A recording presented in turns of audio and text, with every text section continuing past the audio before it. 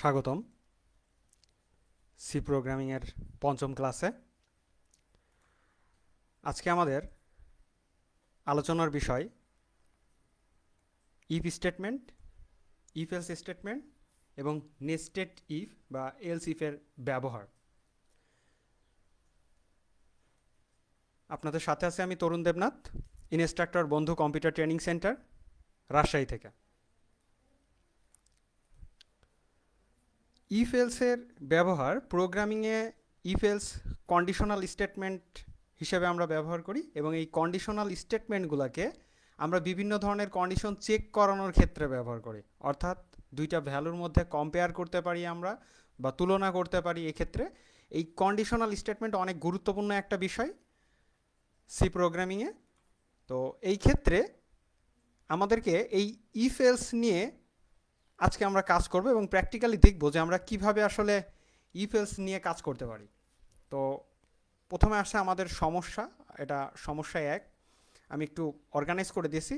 এটা তিনটি সংখ্যার মধ্যে বড় সংখ্যা নির্ণয়, এছাড়া আমাদের জোড় সংখ্যা বিজোড় সংখ্যা নির্ণয়ের প্রোগ্রাম আছে, আর আরেকটা আছে পরীক্ষায় আমরা প্রাপ্ত নম্বরের গ্রেড নির্ণয়। তো তিনটা প্রোগ্রাম একটু আমরা দেখি।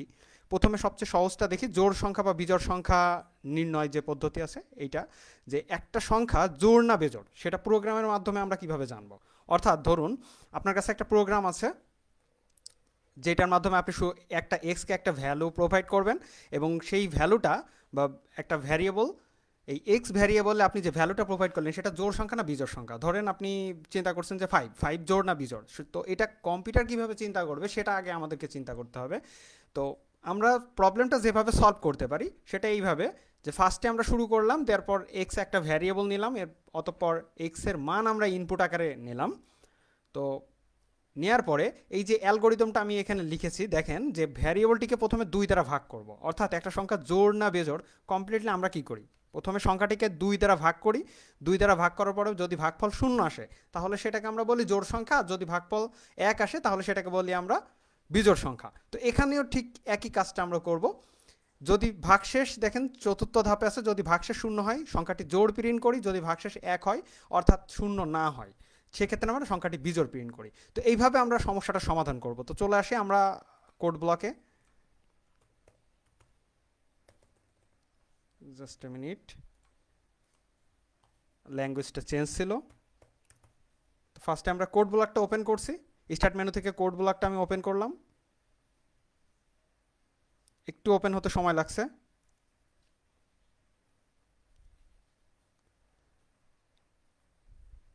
আজকে টিউটোরিয়ালগুলো সবসময় আপনি হাতে হাতে প্র্যাকটিস করবেন, দেখবেন যে খুব ইজিলি আপনি সি প্রোগ্রামিংটা শিখতে পারছেন। কিন্তু অবশ্যই বলে রাখি, একটা ক্লাসও মিস দিবেন না।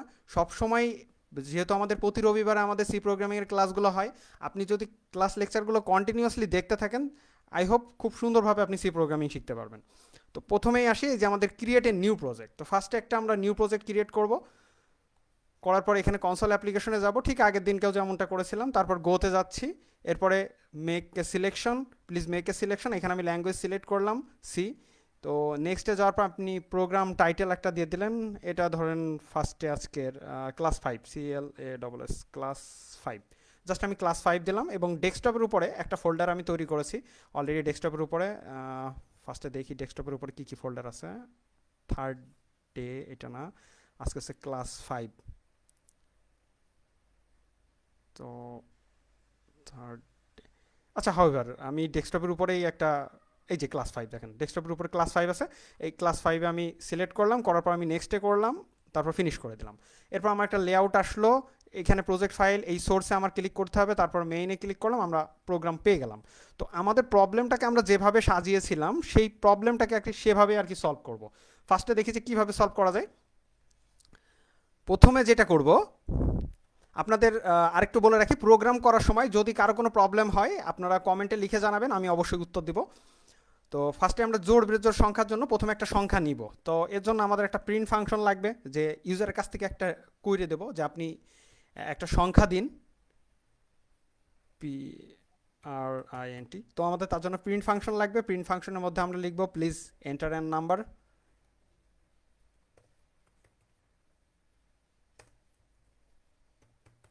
এন্টার ইওর নাম্বার, আপনার সংখ্যাটি দিন। তো এরপরে স্টেটমেন্টকে ক্লোজ করতে হবে। আমরা চাইলাম তো সংখ্যাটি এবার স্ক্যান করে নিতে হবে, স্ক্যানএফ। তো এর ভিতরে স্ক্যানএফের মধ্যে আপনি যেভাবে আমরা গতদিন দেখেছিলাম যে পার্সেন্টেজ ডি ফরম্যাট স্পেসিফায়ার, কেন ডি লিখছি, কারণ আমরা একটা ইন্টিজার টাইপের ভ্যারিয়েবল নিব। তো আগেই আমার সেই ইন্টিজার টাইপ এখানে তাহলে ডিক্লেয়ার করে আসতে হবে। আমরা বলেছিলাম এক্সটা একটি ভ্যারিয়েবল নেই, ইন্টিজার এক্স নিলাম, percentage d comma ampersand x. তো এই আমরা এম্পারসেন্ট এক্স দিয়ে আমরা এই যে অ্যান্ড চিহ্ন যেটাকে বলে, তো এটাকে প্রোগ্রামিং ভাষায় এম্পারসেন্ট বলে। তো এই এক্স এর মান আমরা নিলাম। এখন যেটা হচ্ছে এই এক্স এর মান নিয়ে আমার ক্যালকুলেশন করতে হবে। তাহলে ফার্স্টে এইবার আমরা কন্ডিশন দেবো। তো কন্ডিশনের ফরম্যাটটা এরকম যে প্রথমে আপনি ইফ লিখবেন, জাস্ট ইফ, মানে বাংলাতে যার অর্থ দাঁড়ায় যদি, ব্র্যাকেট দিবেন, তার ভিতরে ব্র্যাকেটের মধ্যে কন্ডিশন লিখবেন, কন্ডিশন। তো এই আপনার ব্র্যাকেটের মধ্যে কন্ডিশন, আর এখানে হচ্ছে আপনার বডি, এই যে ফাংশনাল যে বডিটা আছে বা others statement 1 2 3, statement 1 2 3 etcetera etcetera, এইভাবে কন্টিনিউয়াসলি আপনার চলতে থাকবে। অর্থাৎ যদি আপনার কন্ডিশনটা সত্য হয় তাহলে এই ব্র্যাকেট থেকে এই ব্র্যাকেটের মধ্যে যতটুকু অংশ আপনি কাজ করছেন ততটুকু অংশ সে এক্সিকিউট করবে, অর্থাৎ ততটুকু অংশ সে চেক করবে, বা সেই অংশে যে ফাংশন তাকে পারফর্ম করতে বলা হয়েছে সেই ফাংশনটা সে পারফর্ম করবে। আদারওয়াইজ সে ইফের বাইরে চলে যাবে। তো এখন ইফের বাইরে কি আছে, রিটার্ন আছে। তো আমি যদি এই জায়গায় এখানে মনে করেন যে এখান দিয়ে যে প্রিন্ট, ধরেন এখানে আমরা দিলাম প্রিন্ট এফ, আমি ফার্স্টে একটু প্রিন্ট এফ দিয়ে বোঝালাম। এখানে আমি লিখলাম প্রোগ্রাম এন্ডিং, আসলে এক হাত দিয়ে টাইপ করতে হচ্ছে, দ্যাটস ওয়াই হয়তো একটু মিসম্যাচ হচ্ছে।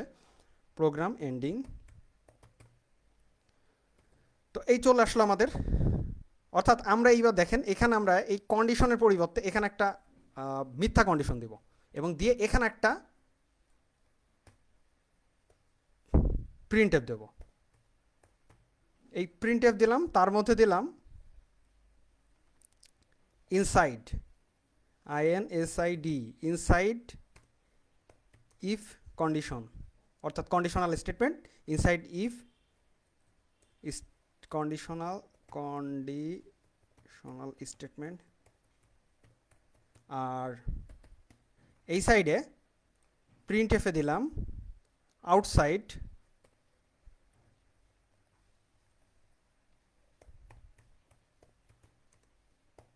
If statement. তো এই যে আউটসাইড আর ইনসাইড, আর এখানে একটা কন্ডিশন দিচ্ছি, দেখেন এই কন্ডিশনটার মানটা কমপ্লিটলি চেঞ্জ করে দিচ্ছি।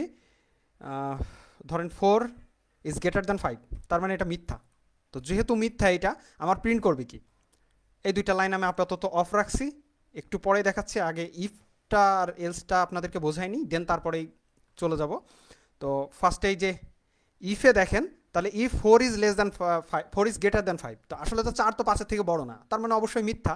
তাহলে প্রিন্ট করবে কি, প্রিন্ট করবে আউটসাইড ইফ স্টেটমেন্ট। আর যদি শুধুমাত্র এটা যদি সত্য হতো তাহলে এটাও প্রিন্ট করতো, এটাও প্রিন্ট করতো, অর্থাৎ ইনসাইডও প্রিন্ট করতো, আউটসাইডও প্রিন্ট করতো। তো আমরা রান করি প্রোগ্রাম,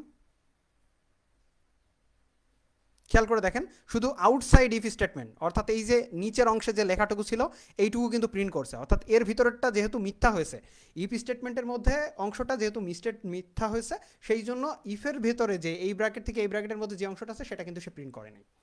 তো এবার চলে আসি, এটা একটা সত্য দিয়ে দেখি যে ইফ 5 ইজ লেস দ্যান 4, তাহলে কি হবে, 5 তো অবশ্যই 4-এর থেকে বড়, তাহলে নিশ্চয়ই দুইটাই প্রিন্ট করবে। এই দেখেন দুইটাই প্রিন্ট করছে, প্রথমে ইনসাইড ইফ কন্ডিশনাল স্টেটমেন্ট, তারপরে আউটসাইড ইফ স্টেটমেন্ট। অর্থাৎ আমরা যদি এখানে একটা নিউ লাইন দিয়ে আলো বিষয়টা ভালোভাবে বোঝা যাবে। দেখেন ফার্স্টে আসছে inside if conditional statement, outside if statement. তো আমরা চিন্তা করলাম এখানে 4 না দিয়ে 5 দিলাম, তাহলে কি হবে, 5 কি 5-এর থেকে বড়, কখনোই না। 5 5-এর সমান, কিন্তু 5 5-এর কিন্তু বড় না। তাহলে এক্ষেত্রেও শুধু আউটসাইড ইফ স্টেটমেন্ট আসবে। দেখেন জাস্ট আউটসাইড ইফ স্টেটমেন্ট আসছে। তো এই যে আমাদের এই কাজটুকু যে আমরা করলাম এখানে, এই জায়গাটায় আমরা আরেকটু যদি চেঞ্জ করি, আমরা তো ইফটা বুঝতে পারছি মনে হয়। তো ইফের সাথে সাথে আমরা যদি এলসটাকেও যদি দেখে নিই, এলস যার অর্থ হচ্ছে অন্যথায়, এলস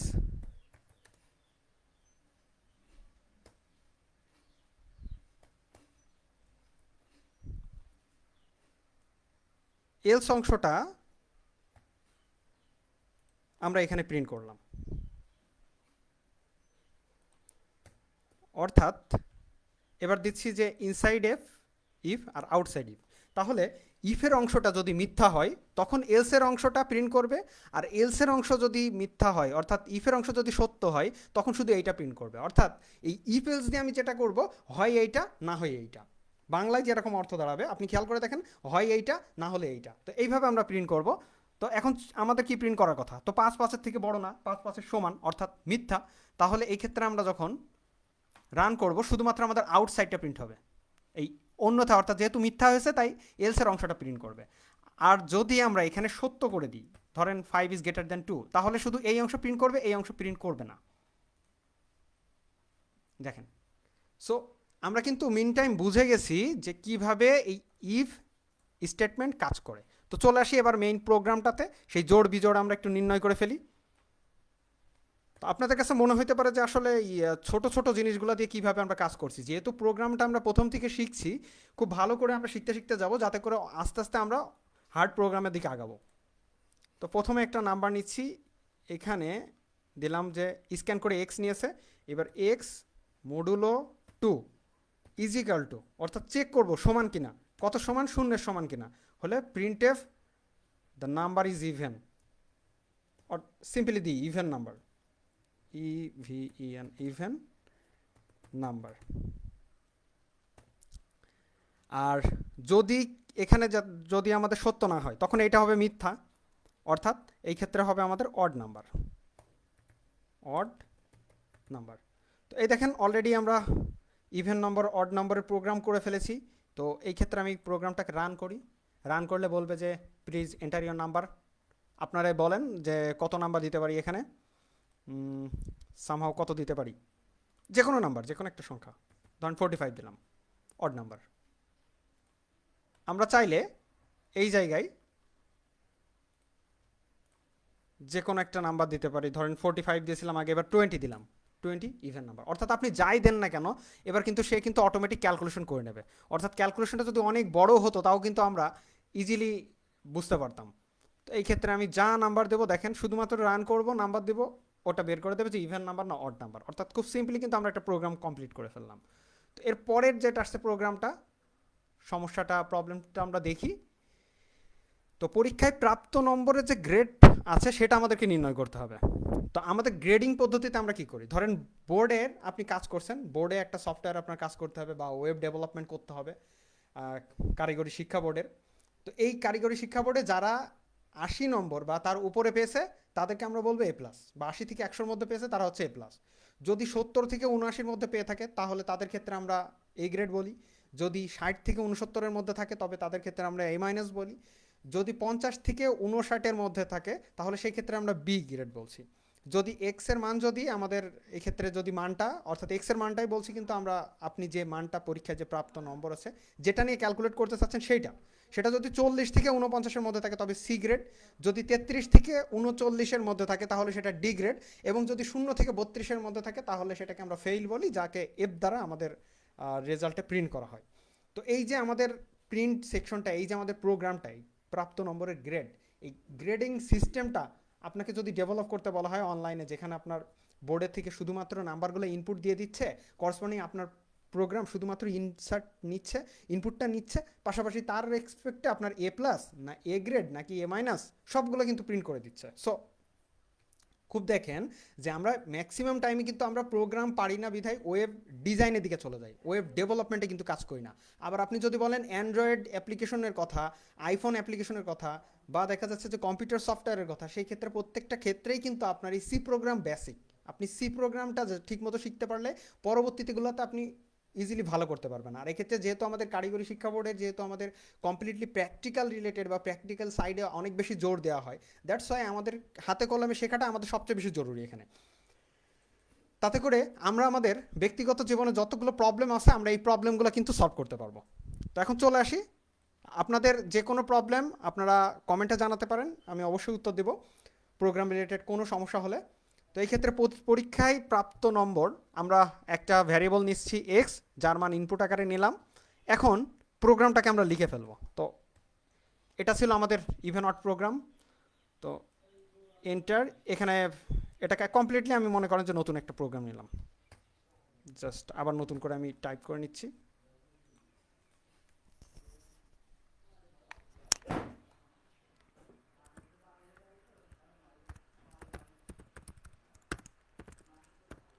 ইনক্লুড stdio studio.h। আমি বলছিলাম বোধহয় stdio.h এর অর্থ আপনারা কেউ জানলে একটু কমেন্টে জানাবেন। অলরেডি বলেছি, না হলে আবার শেষে বলবো stdlib.h। তারপর ছিল আমার int মেইন, ইন্টিজার মেইন। তারপর লাস্টে ছিল রিটার্ন জিরো, যেহেতু রিটার্ন একটা কিওয়ার্ড, ইন্টিজার একটা কিওয়ার্ড, সো এগুলো কিন্তু আমাদের অন্য কালারে হাইলাইট করা থাকবে, ব্লু কালারে বোল্ড হয়ে থাকবে। তো এরপরে একটা ভ্যারিয়েবল নিব। সো পরীক্ষার মার্কস ইন্টিজার নিলাম, ইন্টিজার এক্স একটা মান নিয়েছি। আর রেজাল্ট দিতে হবে, অর্থাৎ কুইরি করতে হবে ফার্স্টে, এন্টার ইয়োর মার্কস। তো এই পরীক্ষায় আপনি মার্কস এন্ট্রি করলেন, আপনাকে মেসেজ দিল ফার্স্টে। মেসেজ দেওয়ার পরে হ্যাঁ আপনি যা বুঝলেন যে আপনার কাছ থেকে মার্কস চাচ্ছে, অর্থাৎ স্ক্যান করতে হবে। এবার স্ক্যান ফাংশন লাগবে, SCAN স্ক্যান ফাংশন। তো পার্সেন্টেজ দিয়ে একইভাবে কমা এম্পারসেন্ট দিয়ে আপনি মার্কসটা নেবেন। তো মার্কসটাকে ধরছেন যেহেতু এক্স, আমরা এখানে এক্স ধরেছি, তাই এক্স দিয়ে মার্কসটা নিলাম ইউজারের কাছ থেকে। মার্কসটা নেওয়ার পরে এখন সেই মার্কসটাকে আমরা চেক করাবো বিভিন্ন ভ্যালুর সাথে। If x is less than or is equal to 100, অর্থাৎ এক্স 100 সমান বা 100 আমরা বলেছি 80 সমান, তাহলে x is equal to greater than is equal to x is greater than or is equal to 80, অর্থাৎ 80 বা তার উপরে, সেই ক্ষেত্রে প্রিন্ট করবে প্রিন্টএফ। এই ক্ষেত্রে আপনি দেখেন আরেকটা বিষয় বলে রাখি, সেটা হচ্ছে যদি মাত্র একটা স্টেটমেন্ট থাকে সেক্ষেত্রে আপনার ইফের মাঝে ব্র্যাকেট দেওয়ার কোনো প্রয়োজন নাই, আপনি দিতেও পারেন নাও দিতে পারেন। তো সেই ক্ষেত্রে শুধুমাত্র ইফের পরে আপনি একটা, যেহেতু আমরা একটা স্টেটমেন্ট নিয়ে কাজ করছি সেহেতু এরপরে আমরা প্রিন্টএফ দিয়ে দিচ্ছি সরাসরি। তো প্রিন্টএফ ফাংশনের মধ্যে দিচ্ছি ইউ গট এ প্লাস, একইভাবে স্টেটমেন্টটা ক্লোজ করে দিলাম। এরপরে আপনার যতগুলো কন্ডিশন আসবে শুধু আপনি প্রত্যেকটা কন্ডিশনে এলসিফ ইউজ করে যান, জাস্ট এলসিফ ইউজ করে যান, দেখবেন যে হয়ে গেছে। কিন্তু কন্ডিশনগুলোকে অবশ্যই খেয়াল রাখবেন এবং খুব ভালো করে খেয়াল রাখতে হবে কন্ডিশনগুলোকে।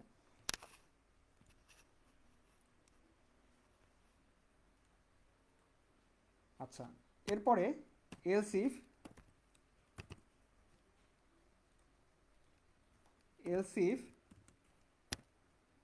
X is greater than or is equal to, পরেরটা বলেছিলাম 70 থেকে 79 মধ্যে, x is greater than or is equal to 70 and x is less than is equal to 79, অর্থাৎ এক্স দেখেন খেয়াল করেন, এক্স 70 থেকে বড় অথবা 70-এর সমান হতে পারে, যেহেতু 70 থেকে আমরা 79 পর্যন্ত দিয়েছিলাম। এবং ডাবল সিম্বল, ডাবল অ্যান্ড দিয়ে বোঝাবে শুধুমাত্র অ্যান্ড অপারেশন, এটা যে সময় রিলেশনাল অপারেশন বা লজিক্যাল অপারেটর আপনাদেরকে বুঝিয়েছি সেই সময় অলরেডি বলেছি। তো এরপরে less than or is equal to, এটা একটা আমার রিলেশনাল অপারেটর যেটা চেক করছে যে লেস দেন এবং 79-এর থেকে সমান বা 79-এর থেকে কম কিনা। যদি এটা হয়ে থাকে তাহলে সে পেয়েছে এ গ্রেড। সো এই ক্ষেত্রে আমার প্রিন্ট করতে হবে printf you got A minus, sorry A grade. So একইভাবে আমরা আবার পরে চলে যাচ্ছি, else if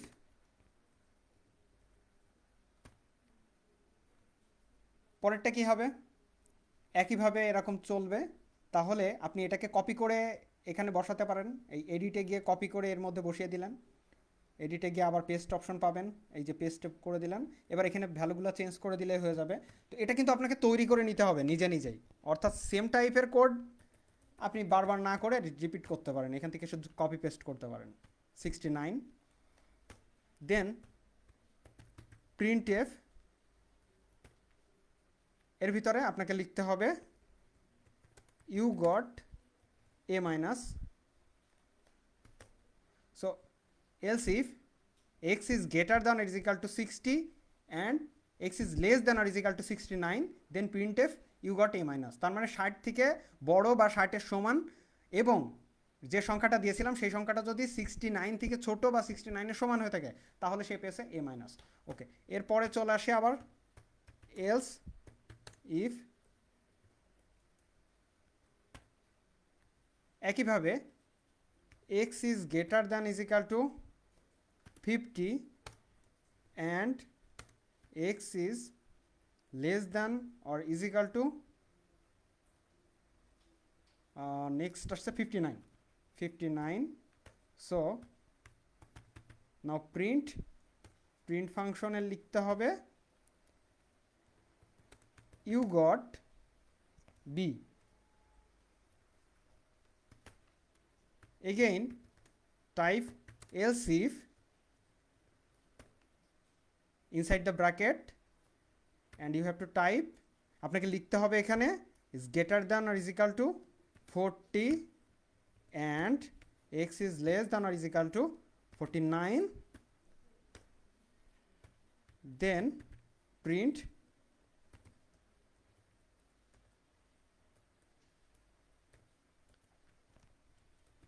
you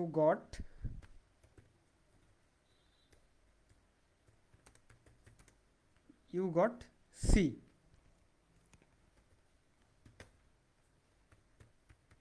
else if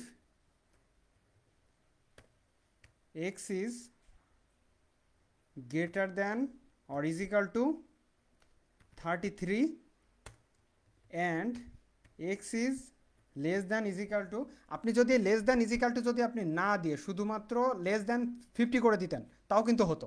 কন্ডিশনকে আপনি আপনার নিজের মতো করে সেট করতে পারেন, তবে শেষ পর্যন্ত যেন ফলাফলটা যেন একই থাকে এটা অবশ্যই মাথায় রাখতে হবে। 39, then print F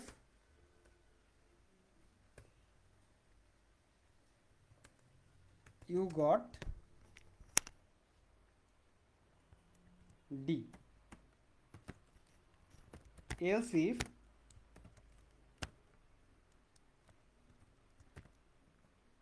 x is equal to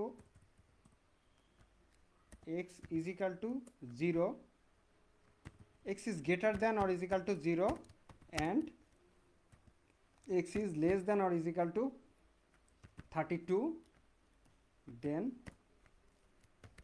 printf you got fail or you got f। So খেয়াল রাখবেন এই ক্ষেত্রে প্রত্যেকটা স্টেটমেন্টের পরে কিন্তু আমি কিন্তু এই কন্ডিশন যেখানে চেক করা হয়েছে তার শেষে কিন্তু আমি সেমিকোলন দিই নাই। আপনারা যদি সেমিকোলন দেন সেই ক্ষেত্রে যে প্রবলেমটা হবে জাস্ট ওটাকে চেক করে স্কিপ করে চলে যাবে। তো এরপরে আমি এলস দিতে পারি, এলস দিয়ে লিখলাম প্রিন্টএফ। আপনারা চাইলে এলস না দিলেও সমস্যা নাই, শুধুমাত্র ইফের পরে এলসিফ করে যেতে পারেন। Else if invalid input. সো এবার আমি প্রোগ্রামটা রান করি দেখি। তো ফার্স্টে আমরা মার্কস দেব, কত মার্কস দেব বলেন, এখানে ধরেন 55, ইউ গট বি, 55 হলে বি গ্রেড পাইছে। ওকে, এবার চেক করি 80 দিয়ে, এ প্লাস। 79 দিয়ে চেক করি। দেখেন আপনাকে কিন্তু ভাবতে হতো, অর্থাৎ যে কত মার্কস পেয়েছে সেটাকে আপনাকে মৌখিকভাবে ক্যালকুলেট করতে হতো, কিন্তু এই রকম একটা প্রোগ্রাম যখন আপনার কাছে থাকছে তখন সেটা কিন্তু আপনি ইজিলি বলতে পারছেন যে এত মার্কস পাইছে, এত মার্কস পেয়েছে। তো এই যে এই কাজগুলো কিন্তু আমরা বলেছি আগে যে অ্যান্ড্রয়েড ফোন দিয়ে আপনি কাজ করতে পারবেন, আবার এইভাবে আপনি করতে পারবেন। তো এই ক্ষেত্রে এনাদার একটা মান চেক করি 100, সো A+। আমরা 32 দিয়ে চেক করবো আর 33 দিয়ে চেক করব। 32 মানে ফেল, 33 মানে জাস্ট পাস করছে এবং ডি গ্রেড পেয়েছে। তো 33 দিয়ে চেক করলে ডি গ্রেড পেয়েছে। দেখেন, তাহলে আমরা যদি এইভাবে একটা অ্যালগোরিদম তৈরি করে নিতে পারি তাহলে কিন্তু আমরা প্রোগ্রামগুলো কিন্তু খুব ইজিলি করতে পারবো। তো যেহেতু খুবই শর্ট টাইম, আমাদের আরও একটা প্রোগ্রাম আজকে দেখতে হবে, সেটা হচ্ছে নেস্টেড ইফ। তো নেস্টেড ইফের মধ্যে আমি জাস্ট এই অংশটুকুকে হাইড করে দিচ্ছি, দেওয়ার পরে এন্টার 3 নাম্বার। এখানে এবিসি 3টা নাম্বার নেওয়া হয়েছে। তো insert A comma B comma C 3টা নাম্বার, এন্টার 3 নাম্বার। 3টা নাম্বার নিচ্ছি। পার্সেন্টেজ ডি এক লাইনেও আমরা নিতে পারি, আলাদা আলাদা 3টা লাইন দিয়েও নিতে পারি। Percentage d, again percentage d comma ampersand x comma ampersand y comma ampersand z. তো এইভাবে আমরা এ বি সি নিব। যেহেতু আমাদের এখানে ভ্যারিয়েবল আমরা এখানে এ বি দিয়েছি, আপনি কিন্তু এক্স ওয়াই জেড নিলেও হবে, বাট যেহেতু আমরা এখানে এ বি সি নিয়েছি তাই আমি এখানে এ বি সি দিয়ে আপনাদেরকে বোঝাচ্ছি। এ বি সি আপনারা খেয়াল করে দেখবেন আগের প্রোগ্রামে কিন্তু আমি এক্স ওয়াই দিয়ে করেছি, আর এটা যেহেতু ভ্যারিয়েবল এটা নিয়ে ওরিঢর কোনো দরকার নাই। তো এবিসি আমরা 3টা মান নিয়েছি, এবার চেক করি এগুলা। তো প্রথমে বলেছে ইনপুট নিলাম, store the numbers into variables. আমরা অটোমেটিক্যালি যখনই ইনপুট দিচ্ছি তখন সেটাকে এবিসি আকারে ইনপুট নিয়ে নিচ্ছে, স্টোর হয়ে যাচ্ছে। তো এরপরে এ এবং বি এর মধ্যে চেক করি, if A is greater than B, যদি বি এর বড় হয় তাহলে এর মধ্যে এ যদি বি এর থেকে বড় হয় তাহলে এই অংশে যাবে। এবার এর সাথে সি চেক করব, আবার ইফ দিব a is greater than c, যদি সি থেকে বড় হয় তাহলে এই অংশ প্রিন্ট করবে, a is largest. Printf a is large, that is is equal to percentage d comma দিয়ে এ দিলাম। তো এরপরে আমরা আবার এই ক্ষেত্রে এলস দিব, এলস দিয়ে যেহেতু এই অংশটা গেল, আর এই ক্ষেত্রে যদি না হয়, যদি সি এর থেকে বড় না হয় তাহলে এই ক্ষেত্রে এলস, এই ক্ষেত্রে দেখেন এলসে কোনটা প্রিন্ট করবে, সি লার্জেস্ট। প্রিন্টএফ, আমি কপি করলাম, printf C is largest percentage D C.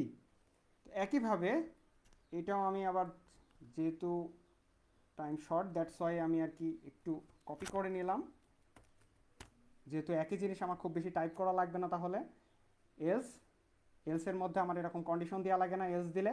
তারপরে ইফ, এখানে আমার বি আর সির সাথে কম্পেয়ার করব, বি আর সির সাথে প্রিন্টএফ বি আর সির মধ্যে যদি বি বড় হয়, যদি বি বড় হয় তাহলে প্রিন্ট করবে বি, আদারওয়াইজ প্রিন্ট করবে এই ক্ষেত্রে সি। আর এই ক্ষেত্রে আমার এখানে বি পার্সেন্টেজ বি, এই ক্ষেত্রে পার্সেন্টেজ সি, তাহলে বি বি সি সি এ এ। তো এইবার আমি প্রোগ্রামটা রান করি, জাস্ট প্রোগ্রামটা রান করে দেখি আমরা 3টা ভ্যালু দেব। ধরেন ভ্যালুগুলোকে বিভিন্ন ভাগে অর্গানাইজ করে দিলাম আমি, 8, তারপর হচ্ছে 10 আর দিলাম 2। দেখেন লার্জ নাম্বার বি অর্থাৎ 10। তো এটাকে আবার উল্টা করে দিয়ে দেখি, দিলাম 90, তারপর হচ্ছে 56, তারপর 33। লার্জ নাম্বার দেখেন এ। অর্থাৎ আপনি যেভাবে দেন না কেন তো প্রোগ্রাম কিন্তু নিজের মতো করে সাজিয়ে নিচ্ছে। দেখেন প্রত্যেকটা ক্ষেত্রে কিন্তু যেটা শুধুমাত্র লার্জ নাম্বার সেই লার্জ নাম্বারটা কিন্তু বের করছে সে। অর্থাৎ আপনি যদি এইভাবে যদি করতে পারেন তাহলে কিন্তু অ্যালগোরিদমটা সাজিয়ে নিলেই প্রোগ্রামগুলো কিন্তু খুব ইজি হয়ে যাবে। এই অ্যালগোরিদমগুলো বা ফ্লোচার্টগুলো আপনাকে নিজের মতো করে তৈরি করে নিতে হবে। তো এই পর্যায়ে আমি একটা হোমওয়ার্ক দিয়ে দিচ্ছি আপনারা যাতে প্র্যাকটিস করতে পারেন। তো এই হোমওয়ার্কটা হচ্ছে একটি সাল লিপিয়ার কিনা সেটা আপনাকে নির্ণয় করতে হবে। কিভাবে করবেন দেখেন, ফার্স্টেই আপনারা চলে যাবেন যে একটা ভ্যারিয়েবল নেবেন এবং তার মান ইনপুট নেবেন, সেটাকে 4 দ্বারা ভাগ করে যদি ভাগফল 0 আসে তাহলে সেই ক্ষেত্রে আপনাকে সেটাকে আবার 100 দ্বারা ভাগ করতে হবে। তাও যদি ভাগফল যদি 0 আসে অর্থাৎ 100 দ্বারা যদি বিভাজ্য হয় তাহলে পরের ধাপে যাবেন, অর্থাৎ 400 দ্বারা ভাগ করবেন। যদি সেক্ষেত্রে ভাগফল শূন্য আসে তবে লিপ ইয়ার, তা না হলে লিপ ইয়ার নয়। আর 4 দ্বারা ভাগ করে যদি ভাগফল যদি শূন্য হয় তাহলে সেক্ষেত্রে তো 4 ধাপে গেলেন, অন্যথায় লিখবেন লিপ ইয়ার নয়। এভাবে 100 দ্বারা ভাগ করার পর ভাগফল যদি শূন্য আসে তবে পরের ধাপে যাবেন, আদারওয়াইজ সেটা লিপ ইয়ার প্রিন্ট করবেন। আর 400 দ্বারা ভাগ করে যদি সরাসরি ভাগফল শূন্য আসে তাহলে সেই ক্ষেত্রে সেটা লিপ ইয়ার, অন্যথায় সেটা লিপ ইয়ার নয় হবে। কিছু উদাহরণও আমি দিয়ে দিয়েছি, এগুলো আপনি দেখতে পারেন যে এইগুলো আসলে 4 দ্বারা বিভাজ্য কিন্তু তারপরেও কিন্তু লিপ ইয়ার নয়। তো এই যে এইগুলা আপনি একটু দেখবেন, দেখে আপনারা এই ধরনের একটা এই যে লিপ ইয়ারের হোমওয়ার্কটা যেটা দিলাম আপনারা 1 সপ্তাহের মধ্যে করবেন। নেক্সট উইকে আবার আপনারা কে কার কার হয়েছে আপনারা বলতে পারেন আমাকে। তো আজকের মতো আমাদের ক্লাস এই পর্যন্তই। আমাদের ক্লাসের ভিডিওটি পুনরায় পেতে ভিজিট করুন জাতীয় দক্ষতা বাতায়ন www.skills.gov.bd তে, অথবা দক্ষতা বাতায়নের ফেসবুক পেজে www.facebook.com/skills.gov.bd। আমাদের সাথে থাকার জন্য অসংখ্য ধন্যবাদ।